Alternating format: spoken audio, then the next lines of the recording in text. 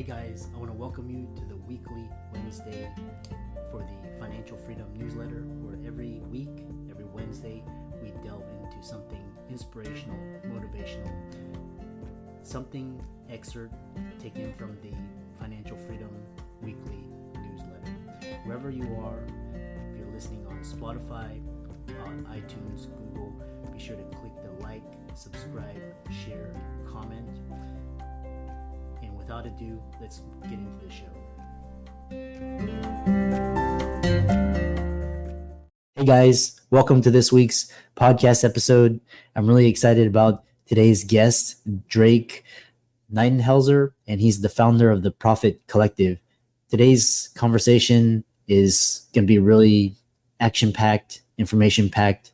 He's got an amazing background. We're going to be talking about becoming a premium brand, becoming a market leader, getting good quality clients, quantity, best marketing efforts, and I'm really happy to welcome Drake to the show. So welcome, Drake. Hey, thank you so much, Chris. I really appreciate you having me on here, and I'm really excited to provide what value I can to your audience. Yeah, I like we were talking in the green room. Your background is extremely impressive, and there's so much we could cover. And tell people your background, your story, what you got you into, what you're doing today. Yeah, so it all started back in 2016. I took my first sales job at a little mom and pop vehicle wrap shop, and I didn't really know what I was getting into. I just knew that I was good at customer service, and I was good. I had the gift of gab, so to speak. I was good at communicating with people, and things progressed in that role. It kind of became, because it was such a small company, as is in those situations, you end up wearing multiple hats. I ended up doing a lot of business development and stuff like that. But it all kicked off with this one morning. I remember hearing our project manager outside just be like, she was so frustrated. She was like, I hate jobs like this. So I poked my head out because I'm the guy that's selling stuff. So like the experience of the team was my responsibility, right? So I was like, hey, what's going on? And she basically told me like, hey, like this product is terrible. This guy he's really nice, but he's super particular. This project is just dragging out.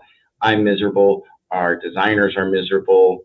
And that was the first time, I kind of became aware of how much of an impact it has on a company as to what you sell, who you sell it to, and all these other variables that actually determine where the company ends up. So over the next 3 years, I spent a lot of time paying attention to this and playing with different puzzle pieces to see what we could do. And the result was, we just really shed all of our low value work.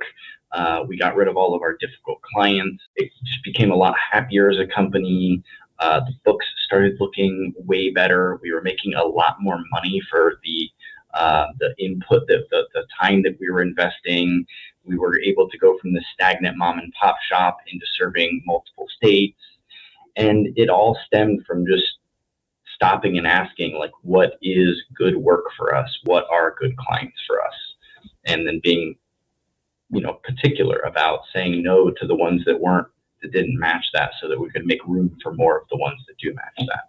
Yeah, it's so amazing because especially after 2020, everything changed. That's kind of an understatement, but you notice the life cycle of a business. Now it's like life cycle. It used to be like decades, and it's shortened down the years. Now it's in months and days, and so there's all these like businesses, product cycles that are just very the time frame is shortened. So it's very important to become a market leader in your industry and stand out, which is what you're talking about. And we'll talk about the different aspects, but talk about becoming a market leader in your industry. Yeah. So becoming a market leader is at the core just about consistently trying to improve and having a heartbeat on what's going well for your client base, what's not going well, what results they're getting and what results they're not, and where you can really tweak and improve. And that may seem like a kind of a boring, dull answer, but I like to joke that, the things that work the most in business are usually not the big, sexy, flashy things. You'd be surprised at how many businesses settle for the mediocre while thinking that they're the best. When I was selling vehicle wraps, one of the things that I would consistently hear were statements from folks when I would ask why they chose to go with us that just shocked me. I'd be like, hey, so out of curiosity, why'd you decide to go with us over our competitors? And they would say things like, well, you picked up the phone when we called. Oh. And the first time I was like, ha, ha, ha, yeah, but why? And they were like, no, I'm being serious. So that's kind of an example that may seem really mundane and obvious, but there's all these areas where people are settling. Business owners they've got so much going on in their business that good enough is good enough, right? Because they want to keep their sanity. But if you can figure out how to orchestrate everything and consistently improve, that's the core of the answer. But what we're really looking for are, as far as ways to improve, problems that your clients are running into a result of using your service. So, if you run a lead generation company and you're sending them 100 leads a month, but they can't find those leads in their computer system, that's a problem that they're running into using your service. And then we're also looking for problems that they're experiencing as a result of successfully using the service.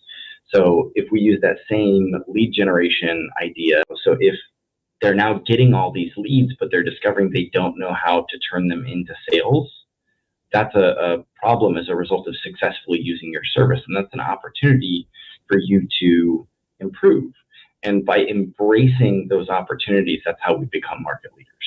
Yeah, I love that. It kind of reminds me the first time, where companies were not evaluated on their product or their service, but it was where there was these other tangible things, such as customer service, Zappos with their culture, Amazon with their efficiency, all these, Apple with their outstanding brand. It's what you're talking about is just becoming a premium brand. So you, with your companies or your clients, you talk about 7 steps to becoming a premium brand, the number one, first of mind, like a Google or your Apple. People will camp outside overnight for you. Well, tell us about that. For the average company that's out there, the first step is to, embrace the 1-1-1 equation, which is 1 offer to 1 buyer with 1 fulfillment process. When we keep our process simple and our offerings simple, that's when we're able to truly improve. It's when we have too much going on that we can't improve. So by simplifying, that's step number 1. After that, we want to identify what our most valuable offering is, and value being more than just monetary. It's also, to you as a business owner, it's going to be monetary, but to the client, it's going to be in terms of results. So what provides the most results to your clients, the most powerful results? And then after that, we're going to take a look at who our best buyer is, like who gets the most value in our client base, gets the most value from that offer, but is also easy to work with and easy to deliver results to, right? So that's like who our best buyer is. Once we figure that out, step number 3, we want to go in and we want to focus our messaging on selling that offer to that buyer so that we can attract more of those high quality buyers and naturally repel people who don't fit that mold.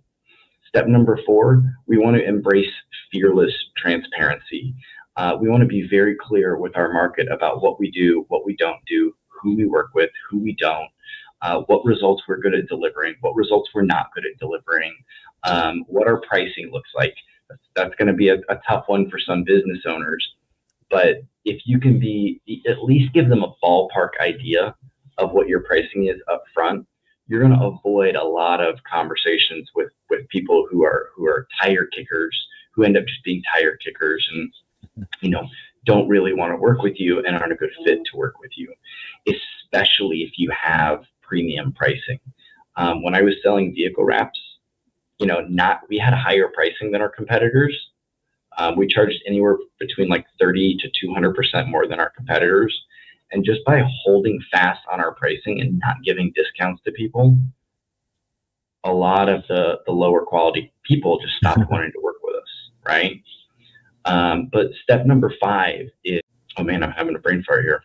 What's really interesting is that you've given so much, and this idea from when I first started, in 2016, I just basically said yes, took every client, and just kind of made that revenue, and then afterwards, as you become a premium brand, and I love this idea that you referred to as just saying no, and basically eliminating the time wasters and the people that aren't a good fit, and the importance of saying no. That was so key. So I know you had a number 5. So yeah, no, I love what you're saying though, because like saying no to hard money so that we could say yes to easy money was like the hardest part with that journey at that wrap company, because as business owners, when we get started, we're so used to scraping and scrapping for every dollar that you say yes to whatever comes along, and thinking that one day when I reach a certain point, then I'll start being picky.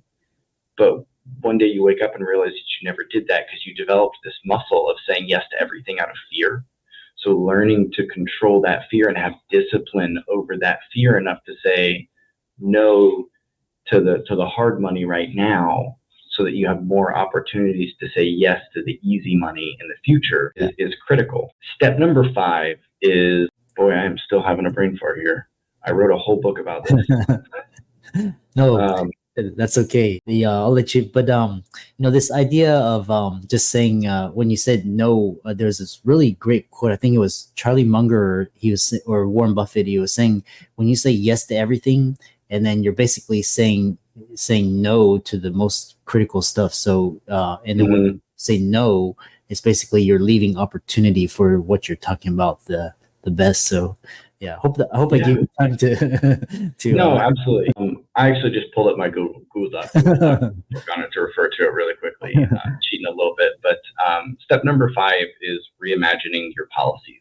Yeah. So when we create policies as business owners, we usually try to create them to protect ourselves. To the outside world, the people that are looking to be your customers, that's often seen through the lens for what it is, where you're trying to protect yourself from them. It can have this vibe where it's basically saying, hey, I didn't really bother to get good at running my business, so I just created this policy so that if things do go bad, they swing my way. But when we create policies that are about protecting ourselves, it can be seen for what it is. There's this nice middle ground of policies that are designed to protect both parties.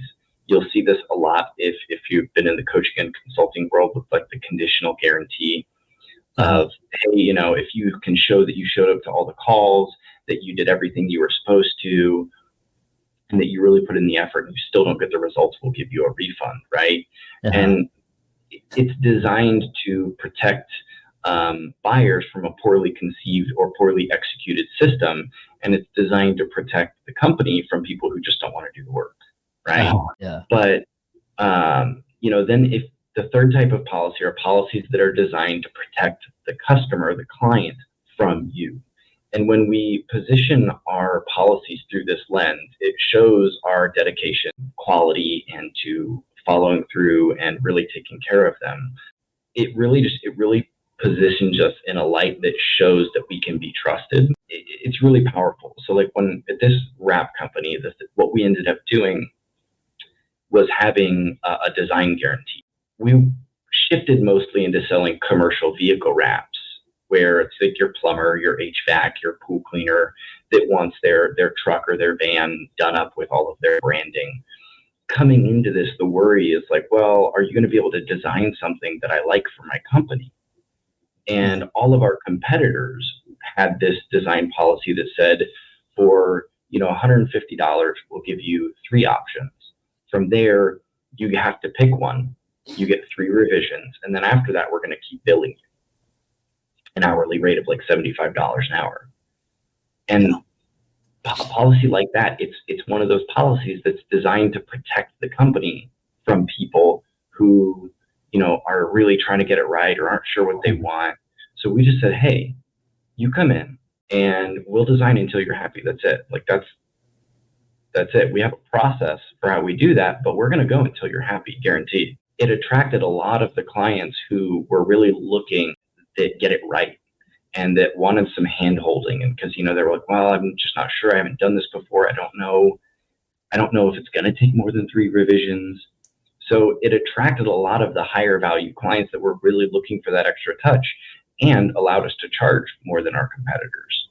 But what we did on the back end to protect ourselves is we implemented procedures to protect ourselves from that becoming a money drain. And we just said, hey, if a project reaches X point and they still haven't decided on Y, then they have to have a one-on-one with a designer, right? Where they sit down on a Zoom call or in person for like an hour. And 9 out of 10 times at the end of that, it was like, oh, okay, they just were confused about this. They weren't sure about this. And having that high touch point time with the designer, we moved through all the issues that they were having. So that's step number 5. Step number 6 is all about revving up client experience and making working with you as good of an experience as possible, because we are emotional beings. People buy for emotional reasons. They wrap it in logic, but they buy for emotional reasons, right? So the better experience we can make it, the better emotions they have around working with us, the more likely they are to go out and sing our praises, to leave good reviews, to really just tell the world about our goodwill. And then that's what we attract back, right? What we put out, what we create in our business is what ends up going out into the world and what we end up attracting more back of. So that's step number 6. Step number 7 is really just about refining fulfillment. I touched on it a little bit earlier about the different ways that we can find ways to improve the fulfillment, but it's really just about constantly looking for ways to provide better results and follow through for the clients more. But we want to do all of these steps through a lens of really focusing on our strengths and what we're good at, right? Your best buyer is easy to work with and easy to deliver results for. Your best payday that is the offer that you have that is most valuable, that energizes you, that is high net profit, that's easy to sell and easy to deliver on for you. By looking at it through that lens, we're naturally going to be finding the things in your business that you are good at, that are built around your strengths. And when we do that and we take all of these 7 steps and build it around your strengths, we develop a signature process for your business for how you do things to generate results in a way that your competition can't replicate. And that's how you start to pull away from the competition. Yeah, I love that. And what you're describing is exactly strategy that Apple does. And basically they become a category of one, and they focus on their core strengths. I know this is kind of coming to the end, but there's 7 steps to becoming a premium brand. We could have a masterclass on this, but talking about doing the little things that differentiate yourself and make you stand out, saying no, getting the right clients, allowing yourself to become a premium brand. I love this. So, one kind of, we're kind of coming to the end, but one way is one final question, idea of you make talking about working with your company, a better experience for clients, getting good clients, quantity, and then standing out in your market as a trustworthy company. So so tell the audience, kind of final words on those ideas. So many different things to choose from in there.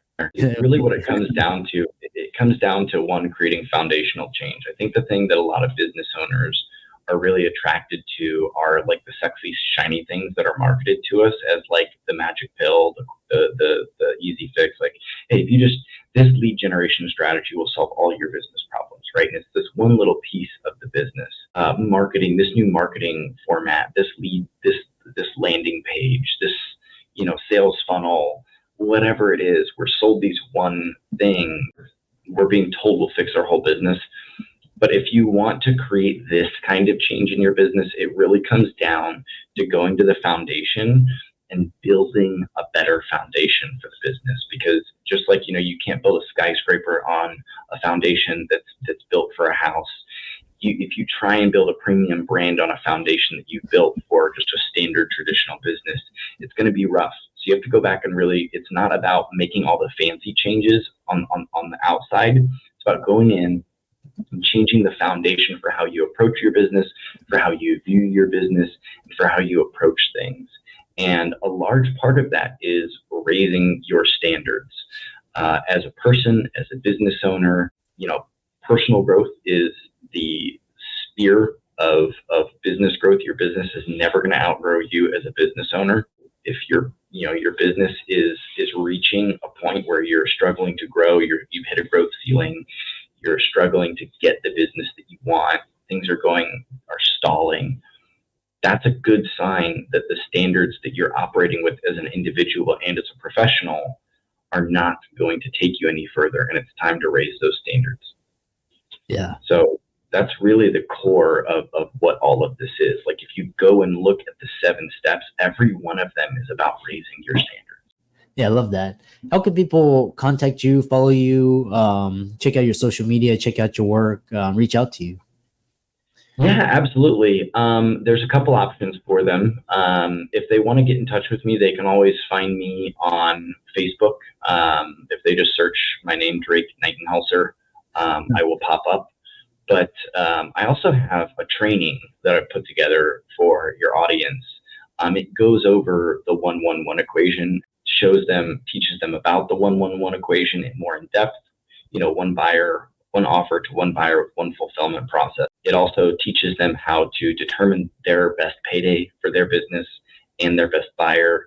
And if they want, there's a tracker sheet that they can sign up for that allows them to start tracking sale quality based on their best payday and their best buyer. So that's available to them. And if they're a reader, they just want to read the book, 7 Steps to Attracting Great Clients, is available on Amazon. And for all the audience out there, let's thank Drake for coming onto the show.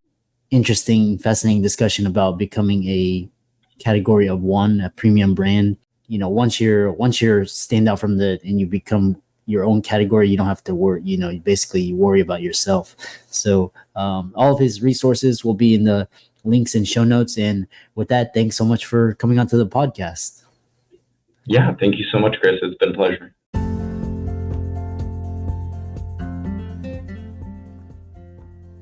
I hope you really enjoyed that wonderful, inspirational, motivational piece. Again, wherever you are listening, if you liked it, be sure to like, comment, share, subscribe. We're on everywhere: Spotify, iTunes, Google, Amazon, Audible. And without much ado, be sure to thank this show's sponsors, and we'll see you next week.